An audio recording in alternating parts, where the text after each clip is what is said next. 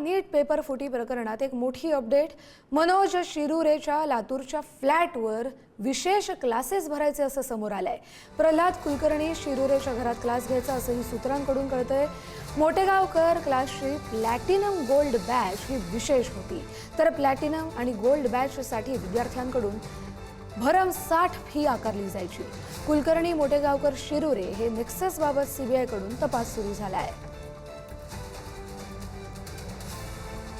अधिकचा अपडेट घेऊया आपले प्रतिनिधी शिवाजी काळे यांच्याकडून। शिवाजी, ची माहिती मिळते त्यानुसार विशेष क्लास घेतले जायचे आणि विशेष क्लास घेणाऱ्या याच विद्यार्थ्यांना हे प्रश्न पुरवले गेले होते का असा प्रश्न आता या निमित्ताने उपस्थित केला जात आहे। कारण ज्या पद्धतीने या क्लासेसची रचना करण्यात आली होती आणि त्याची जागा देखील विशिष्ट ठिकाणी केल्यामुळे पोलिसांना या सगळ्या संदर्भामध्ये तपास यंत्रणांना प्रश्न आहे की अशा पद्धतीने विशेष बॅचेस का घेतले जात होते। प्लॅटिनम गोल्ड बॅचेस असं या बॅचेसचं नाव होतं। कुलकर्णी मोटेगावकर आणि शिरुरे असे हे नेक्सस आहे का या संदर्भात सीबीआय आता तपास करत आहे।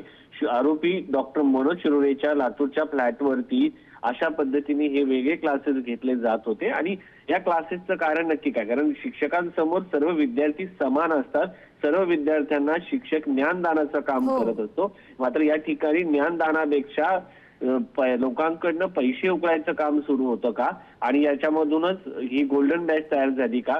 शिक्षणासारख्या पवित्र बाबीचा या लोकांनी व्यवसाय केला होता, बाजार मांडला होता आणि या बाजारामध्ये त्यांनी अक्षरशः विद्यार्थ्यांचे मोठे नुकसान केलं।